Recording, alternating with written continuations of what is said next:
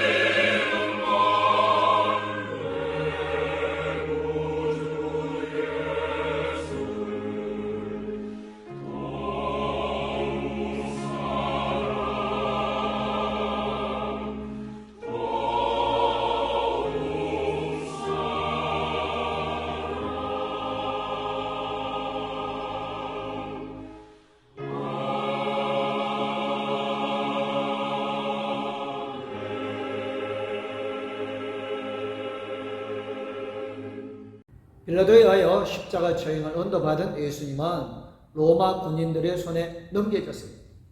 그들은 예수님을 채찍질하고 머리에는 가시로 만든 면류관을 씌웠습니다. 그리고 두 손과 발을 못 박은 십자가를 골고다 언덕에 높이 세웠습니다. 아무리 잔인한 사람이라도 생사에 못이 박히며 고통에 울부짖는 소리를 들으며 가슴이 뜨끔합니다.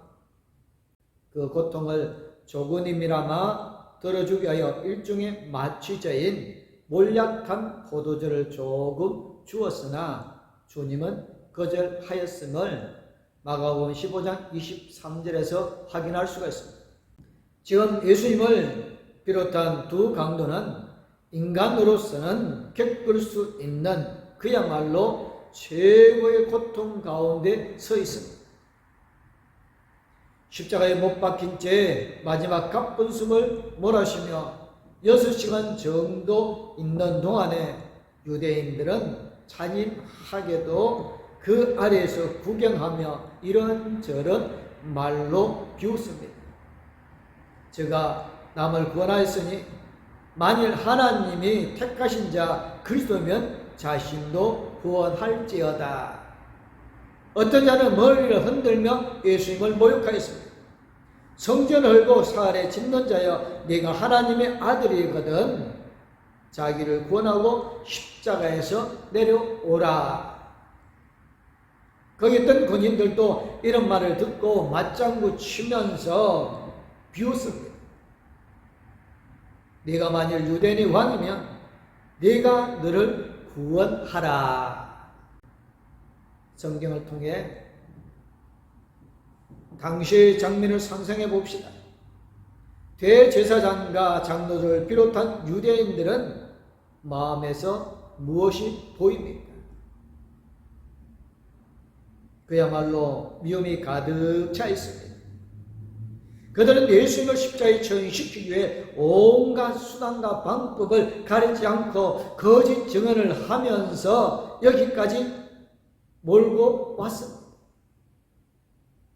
그 당시 떠돌아다니던 온갖 거짓 소문 중에 자신들이 믿고 싶은 것만 골라 공유하면서 그것을 보편적인 사실로 만들고 그것을 근거로 예수님을 죄인으로 몰고 갔습니다. 여기 마지막 골고다 언덕까지 왔습니다. 예수님이 십자가에 매달려 고통스러워하는 그 현장에서조차 그들은 미움을 쏟아부었습니다. 십자가 아래에서 야유하고 비웃는 그들의 얼굴이 어떤 모습이었을지 상상이 가지 않습니까? 예수님이 달리신 이 십자가는 무엇입니까? 바로 우리 인간의 죄의 밑바닥이 얼마나 깊은가를 드러낸과 동시에 하나님의 사랑이 높이가 얼마나 높인 것인가를 드러낸 것입니다. 그 죄의 심려는 무엇입니까? 미움입니다. 하나님의 사랑의 최고봉은 무엇입니까? 용서입니다. 미움과 용서가 만나는 곳이 바로 십자가입니다. 우리는 종종 자기 자신이나 주위를 돌아보며 사람들 속에 있는 미움의 뿌리가 얼마나 깊은지 생각합니다. 아담과 하와의 죄가 교만과 욕심이었다면 그의 아들 가인의 죄는 미움과 시기였습니다. 이것을 다스리지 못했기 때문에 그의 동생 아벨을 살해했고 가정을 쑥대밭으로 만들어버렸습니다. 오늘날에도 가족 간의 미움으로 인해 빚어지는 불행한 일들이 많이 있습니다. 어떤 쌍둥이 자매가 있었습니다. 30대가 된 동생이 방송국에 가서 이런 내용을 제보하였습니다. 5살 무렵 서울 기름시장에서 정체 모를 할머니를 따라간 쌍둥이 언니를 찾습니다. 사실 동생은 찾으리라는 기대도 하지 않았습니다. 그런데 놀랍게도 언니와 연락이 닿게 되었고 둘은 극적인 재회를 하였습니다. 30년 만에 만남이었습니다. 그리고 몇 년 후 둘은 함께 살기 위해서 한 집으로 이사를 하였습니다. 문제는 이때부터였습니다. 같이 살면서부터 성격 차이, 연애 문제 등으로 갈등이 생기기 시작했습니다. 갈등이 심해지면서 두 자매는 서로 고소, 고발하는 난타전이 벌어졌습니다. 내 가방을 있는 돈을 훔쳤다. 내 남자친구를 뺏어갔다. 친구에게 내 욕을 했다 등 사소한 이유로 고소를 일삼았습니다. 언니가 4살짜리 조카를 모욕시키다 엉덩이를 한 대 때리자 동생이 폭행죄로 고발했습니다. 욕 한마디 던지면 명예훼손 고소장이 날아왔습니다. 2년 동안 31건의 고소를 주고받는 그야말로 고소 전쟁이었습니다. 이 정도면 서로가 얼마를 미워했는지 충분히 짐작할 수 있지 않습니까? 그야말로 적과의 동침입니다. 이런 미움은 사실 가정에만 일어나는 것이 아닙니다. 지역 간, 인종 간, 민족 간, 국가 간에 어디서나 이런 미움은 흔적을 볼 수가 있습니다. 인류의 역사 속에서 미움으로 인하여 빚어진 싸움과 전쟁, 그리고 그로 인한 불행이 얼마나 많았습니까? 1964년 미국 미시시피주 뉴셔바 카운티에서 흑인 인권 운동을 벌이던 청년 3명이 백인 우월주의 단체인 KK 단원 10명에게 구타당한 뒤 총에 맞아 숨졌습니다. 이들은 시신은 숨진 뒤 44일 만에 흙더미 속에서 발견되었습니다. 용의자들은 3년에서 10년형을 받았지만 모두가 형기 만료 전에 석방이 되었습니다. 당시 KK 단원이면서 교회 전도사였던 레이 킬러는 혐의가 명백함에도 무죄로 풀려났습니다. 이유가 무엇인지 아십니까? 이 한 배심원이 교회 전도사에게 유죄 판결을 내릴 수 없다고 버텼기 때문입니다. 41년이 지난 2003년에 다시 열린 재판에서 그는 60년형의 언도를 받았고, 당시 경찰관이었던 72세의 제임스 실은 2005년 살인 혐의로 종신형을 받았습니다. 이 사건은 1988년 앨런 파커 감독이 만든 영화 미시시피 버닝을 통해서 잘 알려졌습니다. 영화의 장면마다 백인이 흑인을 얼마나 미워하는지 느낄 수 있습니다. 그냥 얼굴이 검다는 이유로 미워합니다. 그렇게 미울 수가 없습니다. 당시 독일에서 영화의 제목은 미움의 뿌리라고 붙여서 상영하였습니다. 흑인에 대한 백인의 미움이 그렇게 기쁠 수가 없었습니다. 이러한 미움은 히틀러와 그의 추종하는 독일인에게도 있었습니다. 그들은 유대인들이 너무도 미워했습니다. 미워하다 보니 아예 지구상에서 없애버리고 싶었습니다. 그래서 600만 명의 학살이 있었습니다. 이것은 백인에게만 일어나는 것이 아닙니다. 과거 일본이 조선인과 중국인에게 가졌던 미움이 얼마나 컸는지 생각해 보십시오. 간동 대지진으로 많은 피해를 입자 조선인에 대한 믿음이 담긴 유언비어가 퍼졌습니다. 조선인이 폭동을 일으켰다. 조선인이 방화했다. 오물에 조선인이 독을 넣었다 등 모두 가짜 뉴스였지만, 이러한 소문들이 사실인 양 경찰 조직의 비상 연락망을 통해 확대되면서 조선인과 조선인으로 의심받은 중국인 5천 명이 넘게 학살을 당하였습니다. 미움은 그 대상이 매우 다양하고 광범위합니다. 인종이 같아도 민족이 다르면 미워하고, 민족이 같아도 지방색으로 갈라지고 이념이 다르면 서로 치고받습니다.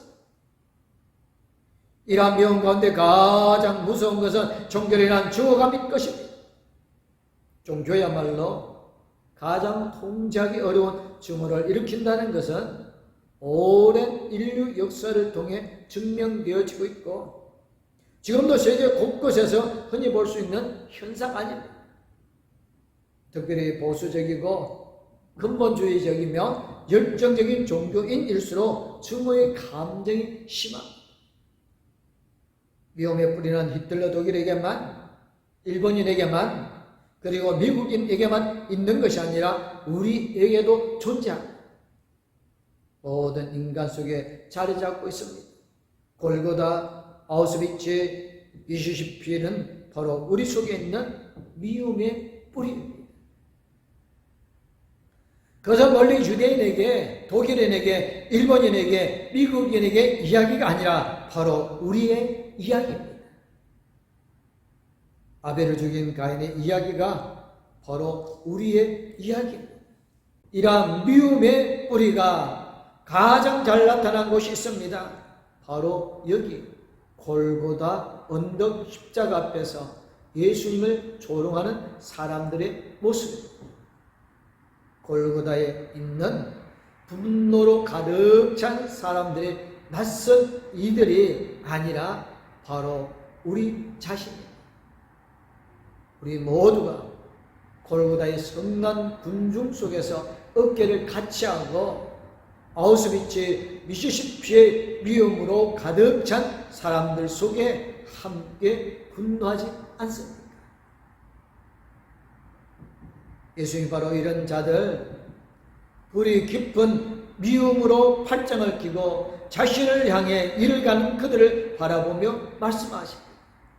아버지, 저들을 사하여 주옵소서. 자기들이 하는 것을 알지 못함이니이다 라고 오늘 본문 34절에서 말씀합니다.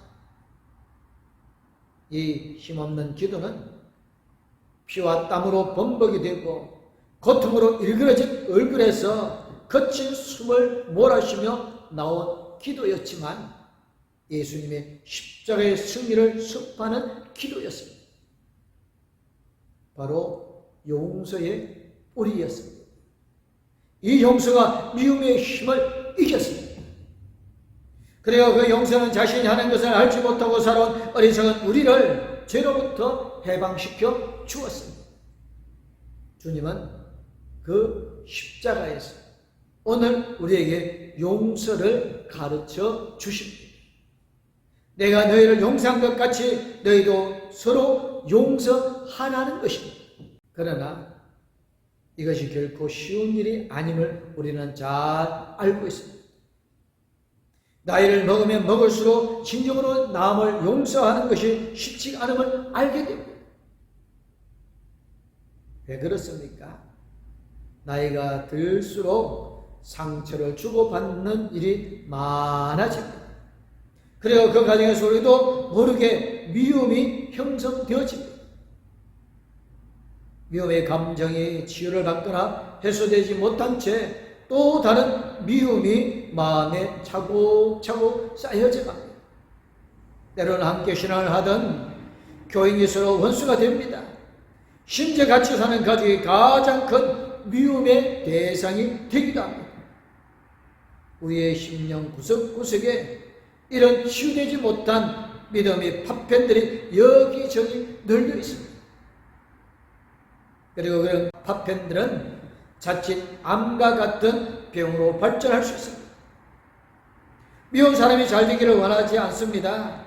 불행해지기를 바랍니다. 나아가 그를 불행하게 만들기 위해 무언가를 하려고 합니다. 프랑스의 철학자 안드레 브룩스만은 그의 저서 미움에서 미움의 발전 과정을 3단계로 기술하였습니다. 자기 연민에 빠지면서 내면의 고통으로 자리를 잡습니다. 그것은 점차로 다음 단계, 즉 분노와 증오를 동반하면서 폭력으로 발전합니다. 그리고 마지막에는 파괴를 즐기다가 결국에 자기 파멸에 이르게 된다는 것입니다. 정말 위험이 암과 같지 않습니까? 암이 나의 몸을 파괴하고 나의 생명을 삼키던 위험은 영혼을 병들게 하고 죽게 만듭니다. 그러니까 위험의 뿌리가 있는 곳에는 결코 행복이 있을 수 없습니다. 위험의 감정은 우리 자신의 피를 빨아먹는 기생충과도 같습니다. 그 증오의 감정은 우리 영혼을 아주 어둡고 축축한 감옥에 가두어 놓고 불행하게 만들어 버립니다. 증오의 감정을 가지면 진정한 신앙인이 될 수 없습니다. 누구든지 하나님을 사랑하노라 하고 그 형제를 미워하면 이는 거짓말하는 자니 보는 바 그 형제를 사랑하지 아니하는 자는 보지 못하는 바 하나님을 사랑할 수 없느니라고 요한 1서 4장 20절에서 우리에게 말씀하여 줍니다. 그렇다면 그 상처를 치유로 하는 치료약은 무엇입니까? 오직 용서입니다. 용서만이 나를 그 어둡고 축축한 감옥, 그 차가운 쇠고랑으로부터 해방시켜 줍니다. 어떻게 용서할 수 있습니까? 진정한 용서는 우리 같은 죄인에게서 나올 수 없습니다. 인간의 힘으로는 불가능합니다. 그러나 믿는 사람들의 마음 속에는 성령에 의하여서 깊이 각인된 십자가의 예수가 있습니다. 성령은 이 십자가의 예수님으로 말미암아 우리 속에 용서의 뿌리를 심어 주셨습니다. 예수님을 생각할 때 용서할 수 있고 예수님의 사랑을 할 때 용서할 힘이 생기며 예수님을 뒤따르고 할 때 용서의 사람이 되어집니다. 그 용서는 십자가의 승리입니다. 십자가의 의미를 이해할 때 우리는 비로소 남을 용서할 수 있습니다. 아니, 남을 용서할 때 비로소 십자가의 의미를 바르게 이해하게 되어집니다. 진정으로 용서하지 못한다면 아직 십자가의 의미를 깨닫는 것이 아닙니다. 용서는 우리 마음의 미움의 뿌리로부터 해방시켜주며 용서할 때 비로소 우리 자신이 치유되어지고 가정이 치유되어지고 사회가 치유되어집니다. 루터가 이런 말을 했습니다. 악마의 얼굴을 보고 싶으냐? 악이 마음을 주장해 형제를 미워하고 살기 등등할 때 네 얼굴을 거울에 비춰보라. 바로 그 얼굴이 악마의 얼굴이다. 천사의 얼굴을 보고 싶으냐? 선이 마음을 주장해 남을 용서하고 섬기고 사랑하면서 살아가는 기쁨의 얼굴이 곧 천사의 얼굴이다. 사랑하는 우리 공동교 성도 여러분, 십자가에 못 박히신 우리 주님은 자신을 미워하는 자들을 향해서 용서를 선포하셨습니다. 이 용서를 본받고 실천합시다. 나를 못 박은 자라 할지라도 그를 위해 용서의 기도를 올립시다. 우리 속에 위험의 파편들을 제거합시다. 마음의 상처들을 치유합시다. 그리고 모두를 용서하고 사랑함으로 우리 모두 십자가의 승리를 맛보시기를 주님의 이름으로 축복합니다. 아멘. 기도하겠습니다. 사랑의 하나님 아버지, 감사합니다. 우리 같은 죄인을 구원하게 하여 예수님을 이 땅에 보내주셨고 십자가에 고난 당하셨지만 거기에서 끝난 것이 아니라 승리하게 하여 주심으로 부활의 산 소망을 가지며 새 생명의 소망을 가지게 해 주심을 감사를 드립니다. 하나님, 이 땅에 살아가면서 예수 그리스도로 말미암아 당하는 고통이 정말로 하나님께 영광 돌리는 것임을 깨달아 알고 하나님을 향하여 나아갈 때마다 성령께서 인도하여 주실 줄 믿습니다. 봉독계 성도들 한 사람 한 사람 성령께서 함께 주셔서 그리스도의 고난에 참여하게 해주시고 승리하게 하여 주실 줄 믿습니다. 봉독교회를 통하여 이 땅에 많은 영혼들이 하나님에게로 돌아오는 새 생명의 역사가 일어나게 하여 주시오며 승리하게 하여 주심을 믿사옵고 거룩하신 우리 주 예수 그리스도 이름으로 기도드리옵나이다. 아멘. 이제는 십자가의 승리로 우리에게 새 생명을 주신 우리 주 예수 그리스도는 우리와 함께 계시며 우리의 힘이 되어주시고 우리의 위로자와 소망이 되어주시는 하나님 아버지의 그 큰 사랑, 우리 나갈 길을 영원토록 인도해 주시고 동행하여 주실 성령님의 감화 감동 위로 교통 충만하심이 십자가의 승리로 아름다운 삶을 이루어가기 원하는 봉독교의 모든 성도님들과 가족들 위해 이제부터 영원토록 함께하옵기를 간절히 축원하옵나이다. 아멘. 하나님 이 가정을 축복하소서. 하늘에 신령한 복으로 하나님